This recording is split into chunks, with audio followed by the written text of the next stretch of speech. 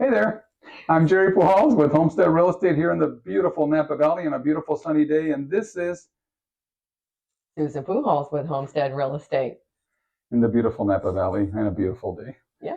So when we were driving over here, we were talking about today's topic because we were going to have our preferred mortgage lender helping us out, but today she's up against a wedding that she is participating in, and she couldn't make it, but we thought we cover the topic of inspections and what inspections should a buyer have done on a property, and also what inspections should a seller have done on a property. I find that you are probably best suited to talk about inspections because I've never seen anybody interpret them the way that you do. And I've never known an agent to represent a buyer and get them as much help from the seller for repairs. I've never seen anybody do that as good as you do it. So I've seen some amazing credits come back to buyers because of things that you have helped uncover on the buyer's purchase.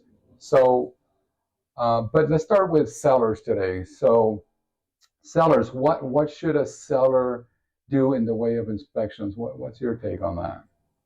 Well, I always suggest that the seller should do a home inspection, a pest inspection, roof inspection. If they have a chimney inspection. Those are usually the top four that we recommend.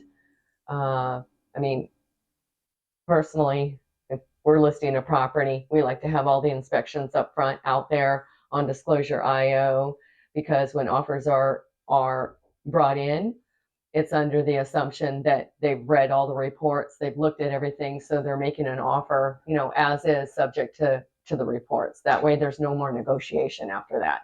So let's go into what is Disclosure IO. So let's define what Disclosure IO is for anybody watching. Yeah.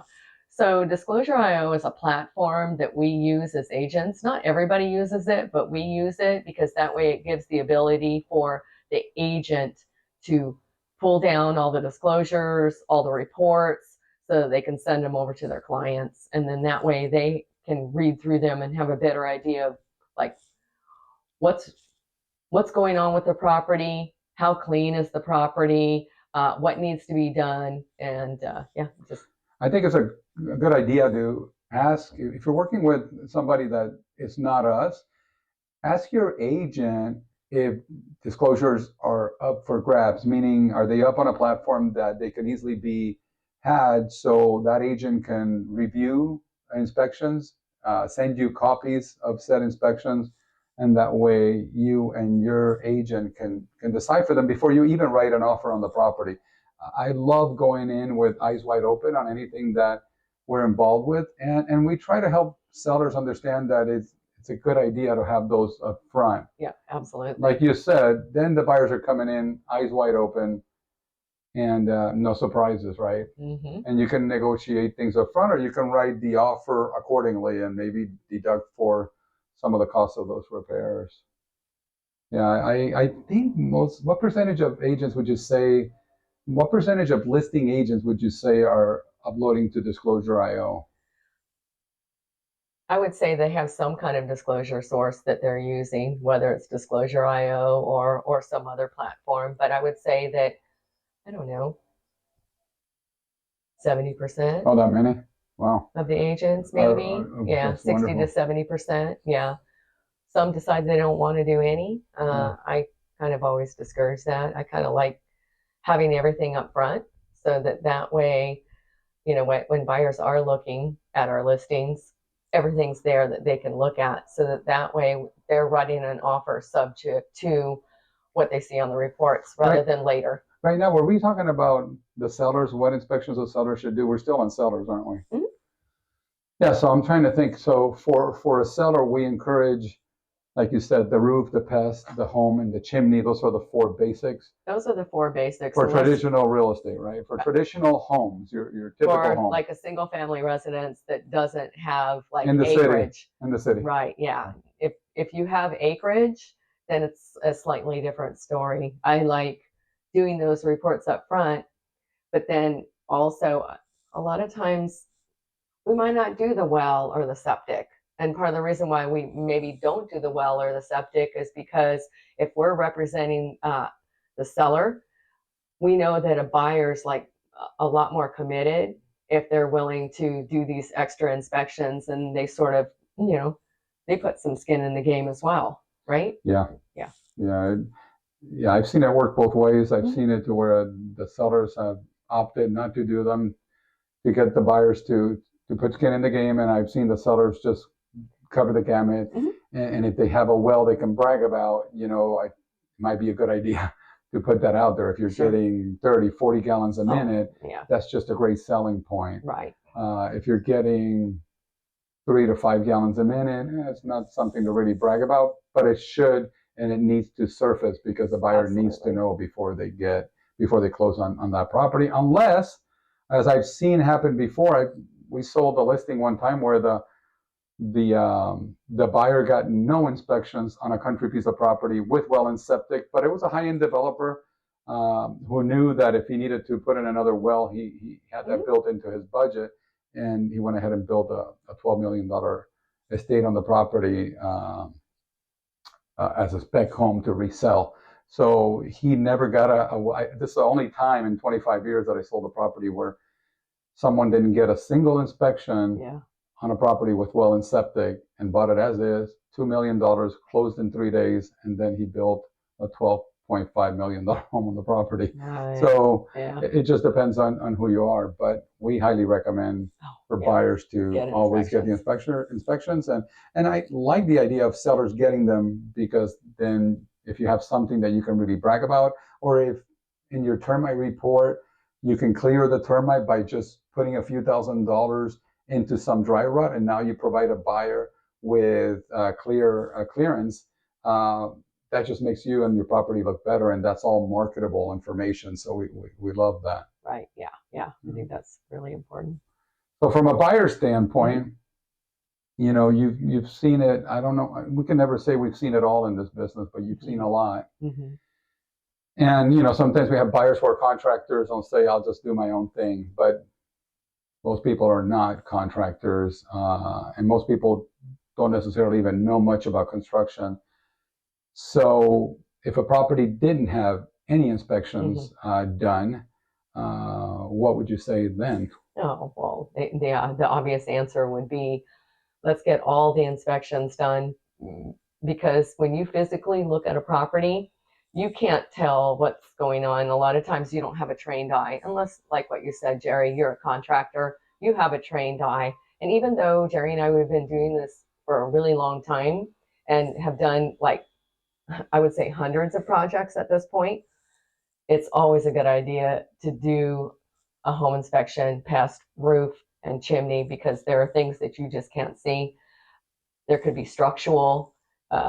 The home inspector, the house could look really clean, but then when he goes down into the crawl space, maybe he sees a big crack in the foundation, and that's something that needs to have extra attention, or it needs an extra repair. It might not need a new foundation, but maybe it needs, $5,000 to $7,000. That's a lot of money as a buyer when you're going in there and you're spending a lot of money right now. So yeah, I think it's really important. I'd like to dive deeper into what you said, trained eye. So I've seen buyers who are contractors who have opted to have the pest inspector come out because of that same reason, because they do know that they're not in the trenches. I mean, some of these contractors are building new houses. They don't deal with dry rot or termites. So some of them don't really have the eye to spot it as these guys do, because the termite and dry rot inspectors, they literally almost sniff that out. They literally know where to look. And I have seen contractors say, yes, I still want to pay a few $100s for that inspection because it'll probably catch something that I'm going to miss. Right. So I'm going to encourage anybody who's looking to buy, even if you're a contractor, if you're not in the field of looking for dry rot or termites, maybe have somebody that does that look at the project. I think some of these guys know when a roof has come to the end of its life. Some of the contractors do know that. It's more obvious to them. 25 years doing that, some of those are not even obvious to me. Sometimes I think a roof has life left, Mhm. And when we have a trained person get up there, they'll tell you, look at these granules, look at this, look at that, look how the edges are curling or what's going on, and they'll tell you this roof is Mhm. done. Yeah. And it's proven to be true so many times when they remove the roof and then you see that there's actual dry rot underneath in the sheathing. Mhm. So for what, you're buying such an expensive asset. Why would you not spend $1,000, $1,500 on a bundle of inspections? Right. Yeah. Yeah. Mm. Absolutely. And it's also a negotiation tool as well. If you're a buyer and you're getting those inspections done and they haven't been done already, it's a way to negotiate, right? What if there's $10,000 worth of repairs and you didn't know about it? Why not ask the seller to give you a credit for those $10,000 in closing cost in lieu of repairs, so that you're saving money out of your pocket? And we find you Yeah. a licensed contractor to come do those same repairs for $5,000. Right. So now you have $5,000 that you can use towards something else or towards furniture or anything else. So Sure. there is a way to negotiate through it to where you can actually benefit if you have somebody skillful representing you. Yeah, absolutely. So what happens how do you handle I think I know the answer to most of these, but how do you handle when they have all the inspections and all that, you see who did the inspections, and you find that one of the people that did the inspections is somebody who might not be the best inspector ever. Let's say that it's an inspector that you over the years have learned or have noticed that they have a reputation for missing things, or maybe have a reputation for just doing things to appease the seller or appease the agents. Because let's be honest, people would like transactions to go smoothly, and the less there is in an inspection, the easier the transactions are. Right. So how do you handle that? I just, you know what? I just make the suggestion. Certain companies might not have maybe some of the best reputations, and maybe sometimes those companies are called because other inspectors are too far out and they want to at least get some kind of information on the property. I just suggest to the buyer, let's call another company and let's get a second opinion. It's a second opinion. We're not trying to be accusatory. It's a second opinion. I think that's super important. I also think that if the inspections are more than 6 months old, we need to get new inspections. There's so many things that can happen with the property in 6 months, especially if there was already dry rot on the property and it wasn't taken care of. And now you're 6 months, down the line and it's been super rainy, or you had a roof that was suspect to begin with, and at the end of its life, maybe there's leaking that's going on that you don't even see, or there's dry rot and fungus that was, maybe $5,000 and now it's got $15,000 worth of dry rot or fungus on the property because it wasn't taken care of. So I think it's really, really important to do your inspections. I think it's money well spent. Yeah, no, and I liked your description of how to handle some of those challenging situations, because you don't want to blame somebody that you don't really know and you've heard through a third party that this person, and you may not have ever even used that inspector, but sometimes where there's smoke there is fire, and it is our responsibility to protect our clients. So bottom line is, if we've heard, we're going to say, and when we say, we're going to encourage a second opinion. And it doesn't hurt. Yeah. If anything, it's going to just add some more clarity. What do you think in this climate? I find that it's changing, because just 6 months ago, people were still writing a lot of offers and contracts, removing all contingencies, including inspections. Are you seeing that move a little bit to where people have an inspection period now? How's that going? So I think it depends on the property. It depends on the property. It depends on, is it getting multiple offers? Has the property been sitting out there a while? What's the price of the property, right? So I think it's slightly a little all over the board now. I think it's changed in some respects where people maybe are becoming a little more settled, where they're not just, like you said, removing all their inspections, removing their appraisals up front because they're tired of getting beat out on offers. We're not seeing as much as of that. So I think it is kind of, I'll call it just kind of more of a little bit more of a normal market of what we saw, a year before COVID. Yeah, I feel like we're just at sort of the peak of something, and I don't want to call it the peak of property values, because I've still seen property values improve and in some areas level off, but I haven't seen really a decline of values. Yeah. But maybe in the next episode or two, we can talk about, where property values are, what has appreciation been year to date, at least for the Napa Valley, and maybe a little bit of forecasting based on what we've heard. Forecasting is something that we have to do very carefully because, I thought the peak of the market was right before COVID.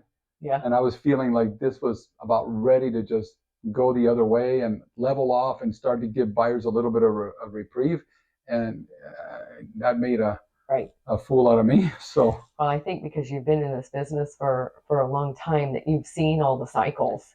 And I've seen some cycles. Yeah. And you're usually really, really good at seeing the cycles and what's going to happen. But predicting, I've been reasonably spot on predicting. I don't dare even consider doing anything like that anymore ever again. Right. No way. Right. I mean, who would have thought that we would have, been in the middle of a pandemic? Right. I mean, I know that. Yeah. Anyway, without going into a deep dive, but you're right. Yeah. Yeah. So maybe in the next couple of weeks we'll talk about that. Yeah. Anything else that we should close with? Any thoughts that you have that you're holding on to? I don't think Any so. issues? No. Am I still being a good husband? I'm trying. I'm still trying. 35 years. I'm still learning this whole thing, man. Goodness. Just waiting for Idisham to give me some coaching. Yeah, you're doing good, babe. Are you 30? You're 30 now, right, Idisham? Yeah, I'm just gonna keep learning from Idisham. He's got it. He's still got it down. Oh, that's funny. See you, everybody. Thank you.